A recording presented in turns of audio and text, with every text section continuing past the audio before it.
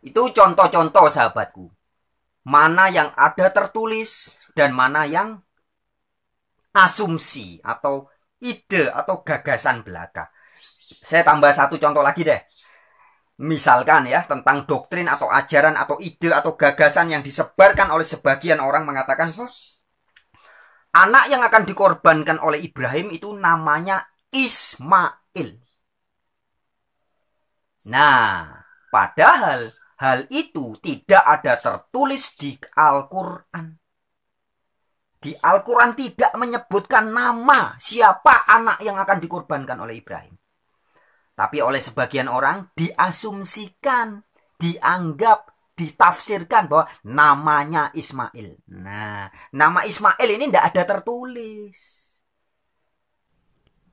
Memang benar Bang Donald, tidak ada tertulis nama Ismail pada Quran surat As-Saffat surat ke-37 ayat 102 tentang anak yang akan dikorbankan oleh Abraham.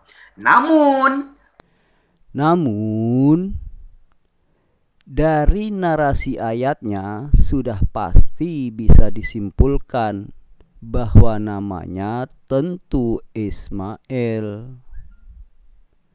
Coba Bang Donald perhatikan narasi kisah pengorbanan putra Abraham dalam Al-Quran surat 37 As-Saffat ayat 100 sampai 112. Pada ayat 100, Nabi Ibrahim memohon kepada Allah supaya dikaruniai anak yang soleh. Pada ayat 101, Nabi Ibrahim dikaruniai anak yang sabar. Memang tanpa disebutkan namanya. Pada ayat 102, Nabi Ibrahim diperintah mengorbankan anak yang sabar itu tadi. Itulah anak pertama tunggal Ibrahim ketika Ishak belum lahir. Pada ayat 104 sampai 107, ujian bagi Nabi Ibrahim dan putranya yang sabar itu selesai dan perintah dibatalkan. Korban diganti dengan domba. Pada ayat 112 baru dikabarkan akan kelahiran Ishak, yaitu nanti seorang anak yang soleh yang pernah dimohonkan dahulu pada ayat ke-100.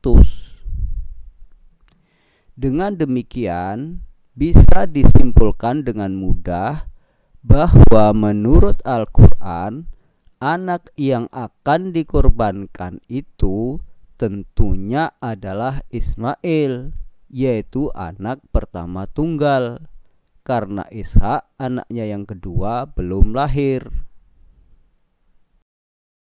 Tentang anak yang soleh, anak yang santun, bigula bin Halim. Tidak disebutkan itu Ishak, tidak disebutkan itu Ismail. Tidak ada identitasnya sama sekali. Ketika menceritakan akhir dari pengorbanan itu, baru di sana diungkapkan, diakhiri dengan sebuah ayat, itu disebutkan dalam surat As-Saffat ayat 112. Wa basyarnahu bi Ishaq nabiyya minas solihin. Dan kami telah memberikan kabar gembira mengenai Ishak yang termasuk nabi yang soleh. Nah, itu teksnya berbunyi demikian. Karena di dalam beberapa terjemahan bahasa Indonesia, setelah menceritakan peristiwa korban dari putra Ibrahim yang tidak disebutkan namanya tadi, maka barulah diteguhkan dengan kenabian Ishak yang termasuk golongan nabi yang soleh. Tetapi karena di dalam teks Quran itu diberikan atau dibubuhi tanda kurung, ini khususnya di dalam Al-Quran terjemahan Departemen Agama, dan kami berikan kepadanya kabar gembira dengan kurung buka kelahiran kurung tutup Ishak yang termasuk nabi yang soleh. Berarti Ishak baru lahir setelah peristiwa pengorbanan putra Abraham yang tidak disebutkan namanya tadi. Maka otomatis karena Ishak baru lahir, yang dikorban adalah Ismail. Ini tafsir. Ini penafsiran ini penafsiran yang sangat mudah. Beda dengan kitab Taurat atau Bible ya. Di dalam Bible atau kitab Taurat jelas tertulis nama anak yang akan dikurbankan oleh Abraham adalah Ishak. Perlu Bang Frans Donald ingat bahwa Taurat adalah firman Allah yang diwahyukan kepada Nabi Musa. Sedangkan Nabi Musa lahir setelah Nabi Yakub. Jadi, kisah pengorbanan Abraham itu tidak termasuk dalam kitab Taurat. Namun, hal itu merupakan kisah turun-temurun yang tidak terjamin kebenarannya yang ada di dalam Alkitab. Bisa jadi kisah pengorbanan Abraham itu sudah dimanipulasi oleh tangan-tangan Bani Israel atau keturunan Yakub yang memiliki kepentingan agar kakek moyangnya yaitu Ishak lebih menonjol daripada Ismail. Al-Quran memperingatkan beberapa hal yang mungkin menyebabkan kekeliruan di dalam Alkitab. Pertama, seseorang menulis kitab dengan tangan mereka sendiri lalu mengatakan ini dari Allah. Yang kedua, mereka mengubah perkataan dari tempat-tempatnya. Yang ketiga, mereka mencampur adukkan kebenaran dengan kebatilan. Yang keempat, mereka menyembunyikan kebenaran. Yesus sendiri bilang, penyesatan harus ada. Tidak mungkin tidak akan ada penyesatan. Dalam Matius 18:7, memang penyesatan harus ada. Lukas 17:1, tidak mungkin tidak akan ada penyesatan. Lalu buat apa sih penyesatan itu harus ada? Entahlah. Inilah kisah Ismail dan Ishak dalam Alkitab yang menunjukkan adanya beberapa kejanggalan-kejanggalan. Pada pasal 16 diceritakan Ismail lahir. Kemudian pasal 17 perjanjian sunat. Pasal 21 Ishak lahir. Kemudian terjadi pengusiran Ismail pada umur 16 tahun berdasarkan kronologi ini. Kemudian pasal 22 terjadi perintah untuk berkorban. Dari cerita ini terdapat kejanggalan di sini. Ismail diusir pada umur 16 tahun. Jika Ismail diusir ketika berumur 16 tahun, mengapa anak umur 16 tahun itu diletakkan di bahu ibunya? Seperti dicatat dalam Kejadian 21 ayat 14. Bagaimana anak umur 16 tahun dibuang di bawah semak-semak? Kejadian 21 ayat 15. Mengapa anak umur 16 tahun kehausan cuma bisa menangis? Kejadian 21 16-17. Bagaimana anak umur 16 tahun disuruh angkat oleh ibunya? Kejadian 21:18. Dari kejanggalan ini tampaknya Ismail itu diusir ketika masih bayi.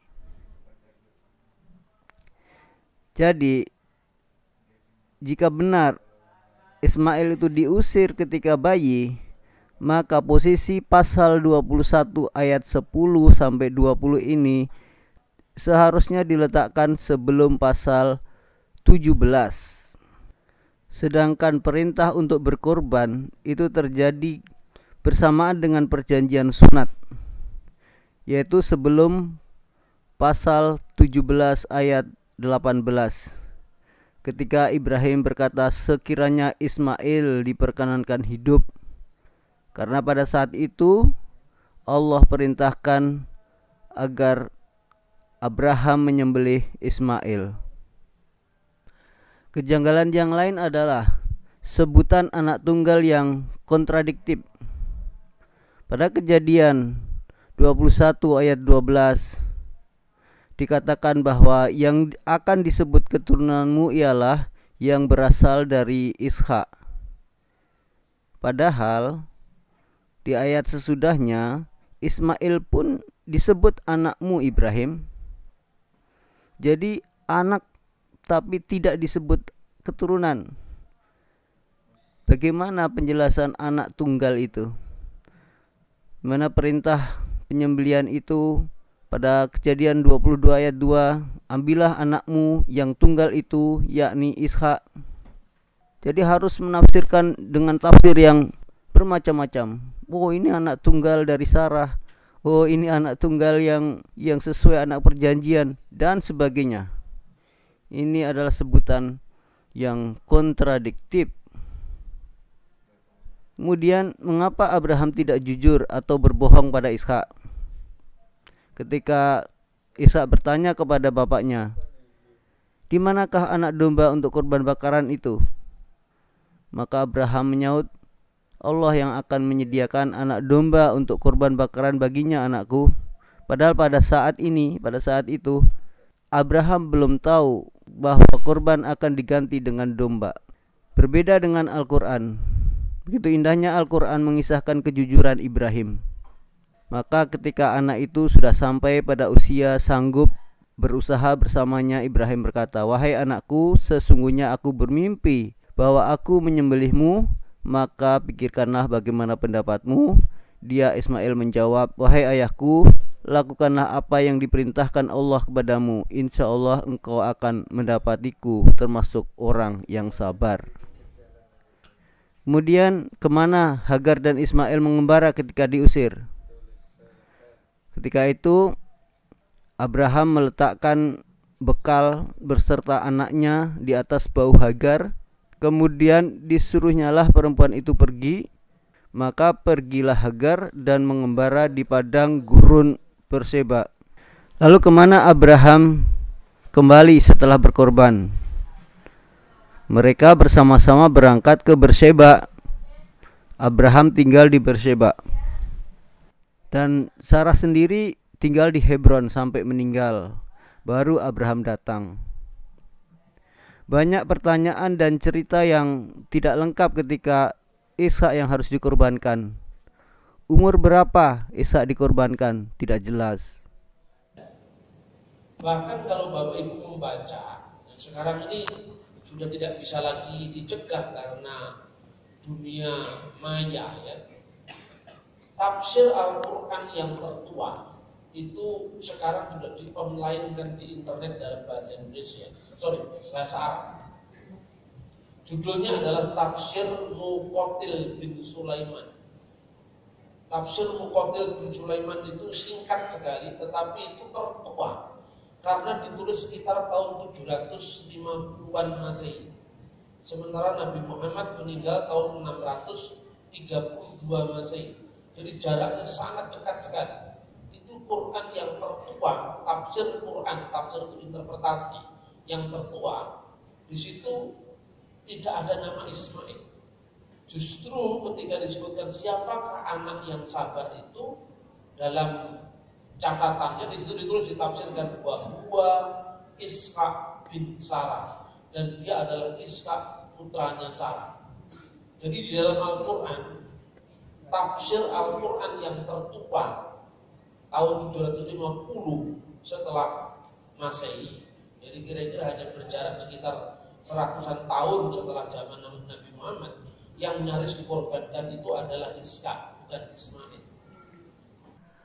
Pak Bambang Nursena sering sekali membanggakan kitab tafsir yang paling awal, yang paling tua, yang paling dekat waktu dan tempatnya dengan peristiwa yang terjadi. Padahal itu tidak menjadi jaminan akan kebenaran tafsirnya. Karena para penafsir tidak juga mempunyai sumber yang otentik. Dia hanya membaca kitab yang tidak pasti sumbernya.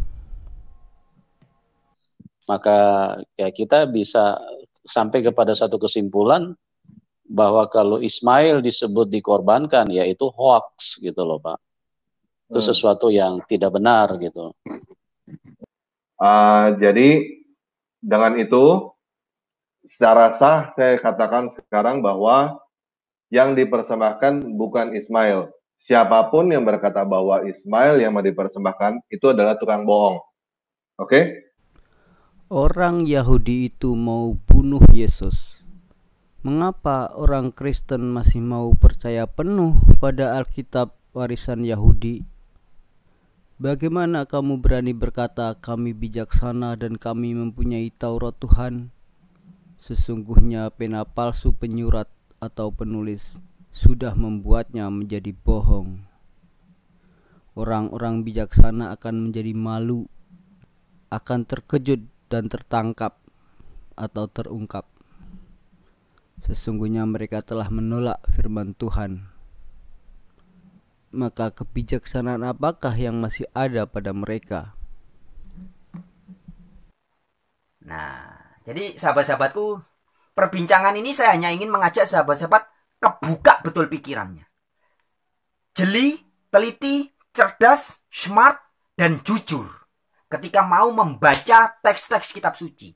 Bisa membedakan dengan benar mana yang ada tertulis dan mana yang hanya asumsi atau ide atau gagasan atau tafsiran dari golongan-golongan tertentu.